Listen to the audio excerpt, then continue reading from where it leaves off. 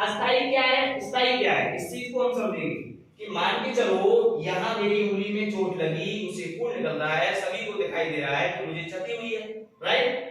अब ये इस उंगली के द्वारा जितने भी दिनचर्या के कार्य में करने में सक्षम नहीं हूं, तो वो मेरी अक्षमता है, और वो क्षमता कहां तक है, अस्थाई है। मान के चलो मैंने ट्रीटमेंट ले लिया तो वो सही भी हो सकती है, सही हो सकती है ना, तो मैं फिर इस श्रेणी में नहीं जाऊंगा, इसमें नहीं जाऊंगा। अगर मैं दिव्यांगता में जाऊंगी, जब मेरी चोट सही होगी तो मैं फिर नॉर्मल हो जाऊंगा। तो वो क्षमता क्या है, अस्थाई है।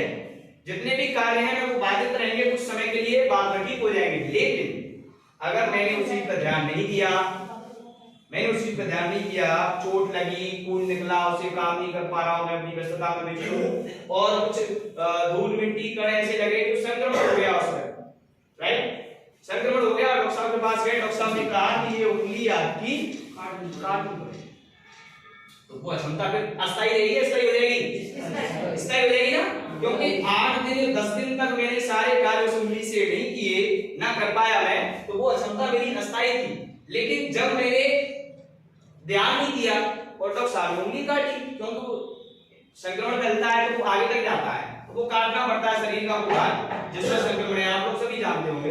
तो वो फिर अक्षमता क्या होगी, अस्थाई, और अक्षमता का स्थायी होना ही दिव्यांगता कहलाता है। आया समझ में? अक्षमता का स्थायी होना ही दिव्यांगता कहलाता है। सबसे इजी कॉन्सेप्ट है ये एग्जांपल मैंने आपको इसलिए दिया है, इसी एग्जांपल से समझ लो आप। ये एग्जांपल मैं अपने एग्जाम में लेके आया था, और आपको भी लिखना चाहिए भाई, यही एग्जांपल नहीं, एक्स वाई जेड कोई भी एग्जांपल आप बना सकते हो। अब मैं आपको ये आंतरिक के बारे में समझाता हूं। आप कहोगे कि सर ने ये बाह्य तो बता दिया, लेकिन आंतरिक में कैसे हम समझेंगे इस चीज को, है ना। तो आंतरिक में क्या होता है, मान के चलो कोई व्यक्ति है जिसको टीबी हो गई, बताया गया है सर्च में टीबी की दवाई लंबे समय तक खाने से हियरिंग लॉस हो जाता है। बताया गया है, जरूरी नहीं है कि भाई जिसको हियरिंग लॉस है उसको टीबी हुई हो, ऐसा नहीं है, बताया गया है। तो मान के चलो किसी व्यक्ति को टीबी हुई और उसने दवाइयां टीबी को ठीक करने के लिए लेनी पड़ेगी, भाई तो मर जाएगा वो हियरिंग लॉस से तो जिंदा भी तो रहेगा, उससे तो मर जाएगा।